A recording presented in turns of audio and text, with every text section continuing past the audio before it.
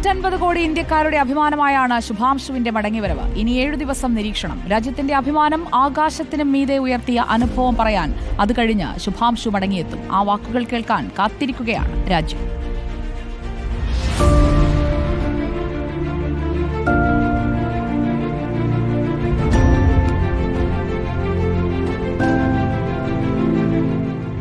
ശുഭാംശു വിണ്ണിലേറിയത് ഒരു രാജ്യത്തിന്റെ മുഴുവൻ പ്രതീക്ഷയും പേറിയാണ്.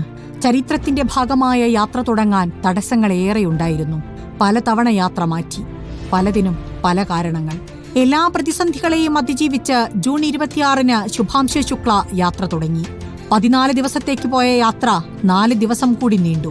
പക്ഷേ എല്ലാം ആ പേരുപോലെ ശുഭകരമായി മാറി. ബഹിരാകാശത്ത് നിന്ന് നോക്കുമ്പോൾ കണ്ട ഇന്ത്യയെക്കുറിച്ച് അയാൾ വാചാലനായത് രാകേഷ് ശർമ്മ പറഞ്ഞതുപോലെ സാരേ ജഹാം സെ അച്ഛ എന്ന കവിവചനത്തിലൂടെയായിരുന്നു.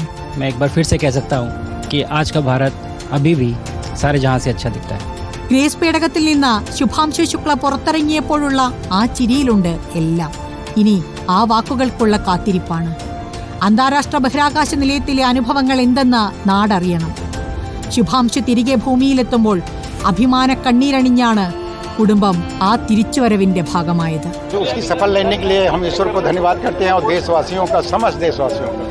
ISROയ്ക്ക് വേണ്ടി 7 പരീക്ഷണങ്ങൾ പൂർത്തിയാക്കി വിണ്ണിൽ നിന്ന് മണ്ണിലേക്കിറങ്ങിയ ഭാരതത്തിന്റെ അഭിമാന താരകത്തിന് ആശംസയറിയിച്ച് പ്രധാനമന്ത്രി നരേന്ദ്രമോദി.